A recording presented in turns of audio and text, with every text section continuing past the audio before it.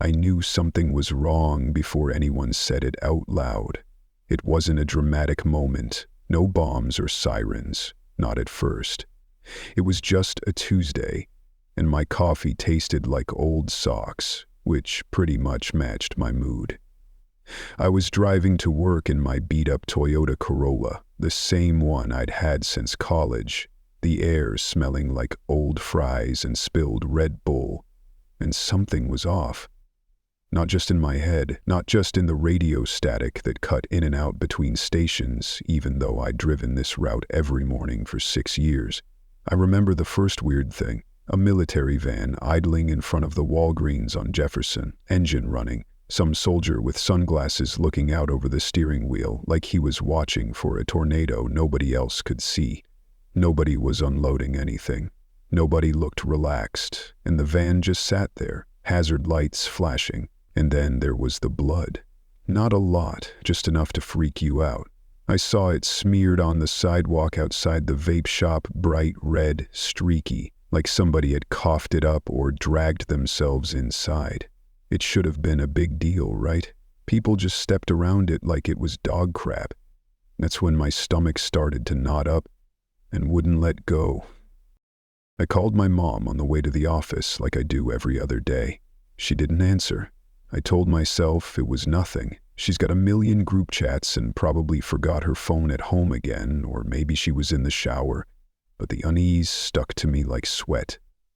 Rick, Diego, Ty was blowing up about the game last night. But then out of nowhere it just went dead. I sent a dumb meme about the Bears and got nothing back. Usually Ty would hit me with some lol you wish within 5 seconds. Then I noticed the 5G bars on my phone flickered, then dropped out. My phone rebooted itself twice on its own. The radio kept spitting out news, but the stories didn't match. One guy said there was a chemical spill out near the interstate. Then the next hour, it was possible civil unrest downtown. And then an emergency broadcast about seeking safe shelter if instructed.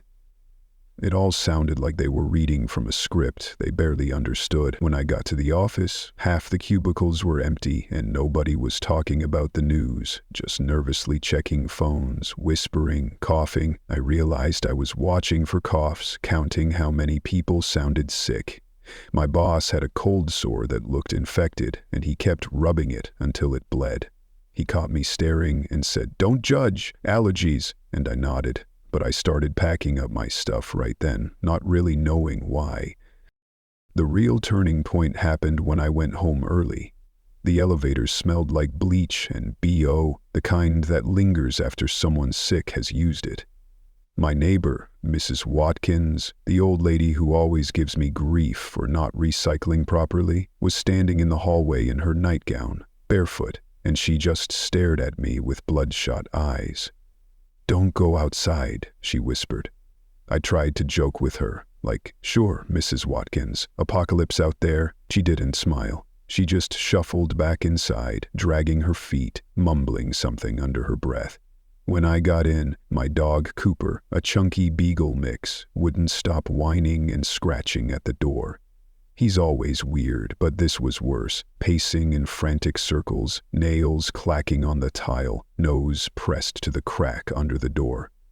I tried calling my sister, but her line went straight to voicemail. Then the power flickered and the building's intercom crackled to life. Something about temporary water outage and stay calm, remain inside. It sounded like a lie. I sat in my apartment, blinds shut, checking every window lock and shoving a chair under the handle of my front door. Not like I had a plan, but it made me feel less useless. I started scrolling social media, what little I could, and saw videos people were posting. Blurry shots of folks banging on car windows, naked or bleeding, some of them chewing on raw meat. Some with faces I recognized from my own neighborhood. Somebody posted that the CDC was telling people to shelter in place, and your car is your best bet if you can't get inside. That's when I got that cold electric feeling in my chest. I'm not a doomsday prepper, but I know when the people in charge are scared. Cooper jumped into my lap and refused to get down, shaking so hard his collar rattled. When the screaming started outside, I made my choice. I grabbed my keys, my backpack, Cooper's leash, and a kitchen knife, and we sprinted for the parking lot. Down 3 flights of stairs, heart thudding, passing neighbors who looked lost or angry or just plain blank. Someone was pounding on a door down the hall, yelling, "Let me in," and the voice sounded raw, like it had been screaming for hours. It didn't stop to help. I'm not proud of it, but the survival instinct kicked in fast. Out in the parking lot, the air was sharp and cold. Most cars were gone, but my Corolla sat there like a lifeboat. I shoved Cooper into the back seat, locked all the doors, and slumped behind the wheel, breathing so hard I almost threw up. My hands shook as I tried to text my mom, my sister, anybody, but nothing went through. All I could do was sit there, staring at the dark shapes moving between the cars, listening to the distant sound of glass breaking, dogs barking, and something else, a low moan. Maybe human, maybe not. I stared at my own reflection in the rearview mirror, sweat dripping down my face, and told myself this was just a nightmare, that if I kept the doors locked and the windows up, maybe it'd all be fine in the morning. But deep down, I knew nothing was ever going back to normal. My car was my shelter now, and outside, the world was already gone. I didn't sleep that night. You can't really sleep when you're curled up in the front seat of a Corolla, holding a kitchen knife in one hand and your dog's leash in the other, listening to every single noise like it might be the one that decides your fate. I tried to convince myself that nothing was happening, that I was just being paranoid. But every few minutes headlights would sweep across the lot, or someone would scream, or Cooper would start whining like he was about to throw up. The inside of the car smelled like dog breath and fear and sweat, and I just kept staring at the clock on my dash, counting the minutes since everything normal in my life disappeared. It didn't take long for the nightmare to come right up to my window. I recognized the guy before I even realized who he was. Mr. Harper from 2C, the old dude who used to bring his grandkids to the playground, always wearing that brown fishing vest no matter the weather. He stumbled into the parking lot at dawn, shirt half torn, face pale, one shoe missing. At first I thought he was drunk, but then I saw the way his head lolled on his shoulders, the way his hands hung loose like dead weight. He shuffled past my car, eyes blank, mouth hanging open, moaning low like something inside him was broken. He stopped right in front of me, just feet from my bumper, and I saw that half his jaw was hanging by a strip of skin, blood down his chest, teeth exposed. He looked straight through me. I ducked down, holding my breath, heart pounding so hard I thought it would shake the car. Cooper started barking, loud, sharp, desperate. Mr. Harper twitched, turning toward the noise, and smacked his forehead against my hood so hard it echoed. I flinched. He didn't even feel it. He pressed his hands flat against my windshield and started gnawing at the glass with what was left of his mouth, grinding his teeth on the safety glass like he could somehow chew through it. I watched, frozen, as he scraped his nails along the glass, streaking it with blood and spit, until suddenly he stopped, shuddered, and just wandered away, disappearing between 2 other cars. I wanted to cry or puke or both, but I couldn't even move. I just kept whispering, "It's not real, it's not real." But it was, and I knew it. After that, everything outside got louder. More people stumbling into the lot, some running, some crawling, some attacking anything that moved. I watched a woman with a baseball bat try to fight off 3 people, but it was hopeless.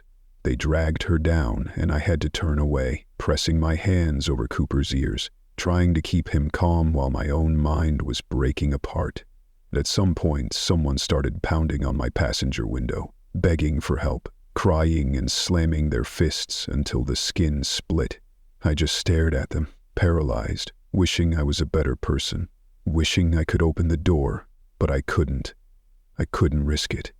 I watched the life drain out of their face, watched as they slid down the glass, leaving a red smear behind, and I'll never forget that look, like they knew I was there, like they hated me for it.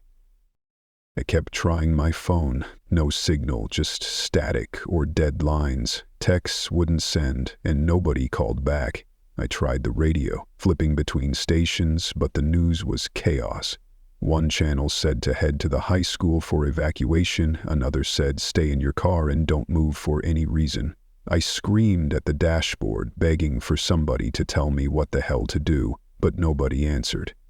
At one point, I saw a convoy of military trucks roll by on the main road, soldiers shouting at people to stay inside, shooting at anything that ran at them. One of the trucks was covered in blood. I saw a soldier throw up over the side before the truck even stopped moving. It was around noon when I realized that the only safe place was right where I was. Every time somebody left their car, they didn't come back. If you got out, you were gone. Part of the problem, not the solution. People started breaking into cars, fighting, doing whatever they could to survive. I locked every door, rolled the windows up so tight I could barely breathe. Cooper kept whimpering, and I tried to comfort him, but I knew he was just as scared as I was. Then I saw my best friend, Diego. He was across the lot, hiding behind an SUV, waving at me, mouthing my name. I almost got out. I almost opened the door, because it was Diego, and we'd been through everything together. But then I saw his arm, bitten, torn, blood soaking through his hoodie. He was crying, eyes wild, and I could tell he was fighting whatever was happening inside him. He looked right at me, and I knew if I let him in, he wouldn't be Diego for long. He screamed, "Please, man, help me," and banged on my window just like the woman before. I shook my head, tears streaming down my face, mouthing, "I'm sorry," over and over. I watched him collapse, convulsing, scratching at the pavement until his nails tore off, until he went still. He didn't get back up, not for a long time. But when he finally did, he wasn't my friend anymore. That's when I understood. This wasn't about infection or some sickness.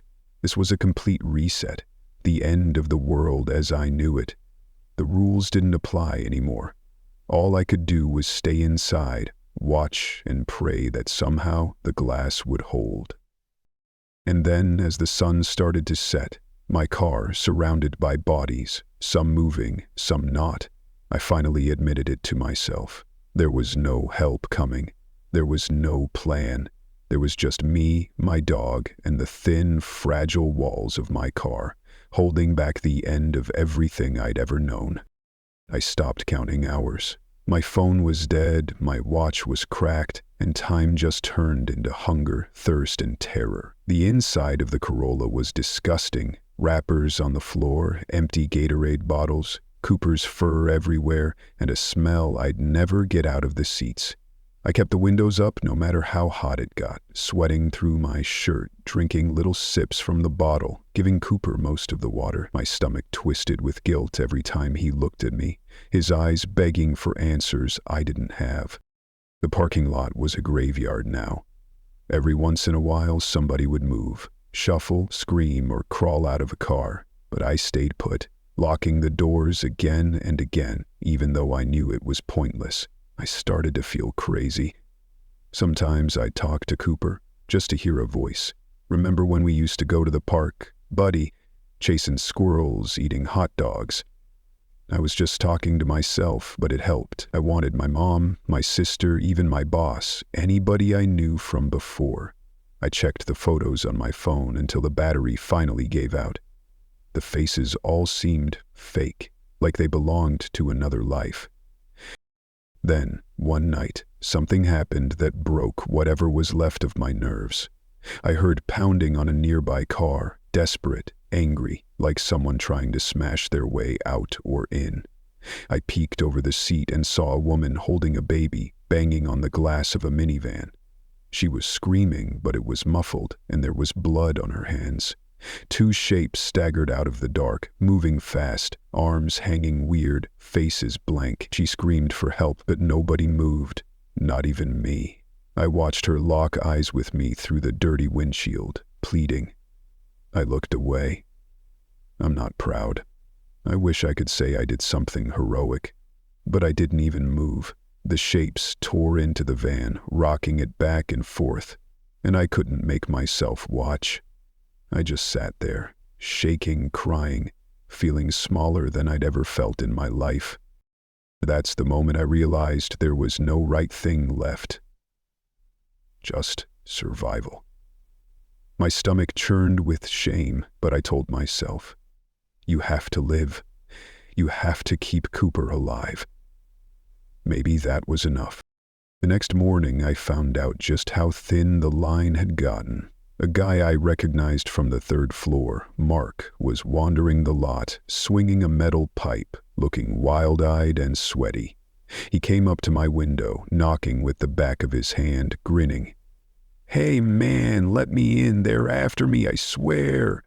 I shook my head, told him to get lost, but he started screaming. "We're supposed to help each other, what's wrong with you?" He tried the doors, banging so hard the car shook. I showed him the knife. He spat on my windshield and stormed off, and I watched him go, feeling like a piece of garbage. He didn't make it more than 20 yards before one of the infected got him. I watched them tear into him, and I did nothing. My car didn't feel safe anymore. It felt like a coffin. The engine was off. I'd only run it a few minutes every couple hours to save gas and keep the battery alive. Each time, I prayed it would still start. I kept thinking, if this thing dies, so do I. Every little sound set me off. A thump, a moan, a gunshot from somewhere far away. I kept the knife in my hand, ready for anything, but I knew if something really wanted in, a kitchen knife wasn't gonna save me. Late in the afternoon, the building caught fire. I don't know if it was an accident, or somebody inside trying to burn the infected, or just the world finishing what it started. The smoke poured out of the windows, black and thick, sirens wailing, but nobody coming to help. People ran out, most of them half-dressed, some bleeding, some not even looking human anymore. The infected swarmed. It was chaos. I saw a little kid banging on a car 2 spots down, screaming for his dad. A woman tried to drag him away, but he broke free, running right into the arms of one of the monsters. I watched her scream until her throat was raw. Then she gave up and ran, leaving the kid behind. It all happened so fast. The flames jumped from the building to the cars, one after another. I knew if I stayed, I'd roast alive. If I left, I'd get eaten. I had no choice. I started the engine, hands shaking so hard I dropped the keys twice. Cooper was whimpering in the back, paws on the seat, eyes wide. I put the car in drive and slammed the gas, plowing through a line of shopping carts and fishtailing out of the lot, bumping bodies out of the way. Someone threw themselves at my window, shattering the glass, grabbing at my arm. I stabbed wildly with the knife, not looking, feeling blood spray my face. I kept driving, tires squealing, heart pounding so loud I couldn't even hear Cooper barking. By the time I got out of the neighborhood, I was bleeding from my forearm, glass in my hair and my shirt soaked in sweat and blood that wasn't mine. I looked in the mirror and barely recognized myself. I'd made it out, but not whole, not really. I drove for miles, no idea where I was going, just away from the smoke and screams. Every street looked like a war zone. Abandoned cars, fires, bodies. I saw people running, fighting, turning on each other. Some begged for help, some tried to steal my car. I didn't stop. I couldn't. Cooper was still alive, and that was all that mattered. My hands shook on the wheel, but I kept going. 1 mile at a time, headlights lighting up the ruins of everything I'd ever known. The rules were gone. The world was gone. All that was left was the road and whatever came next.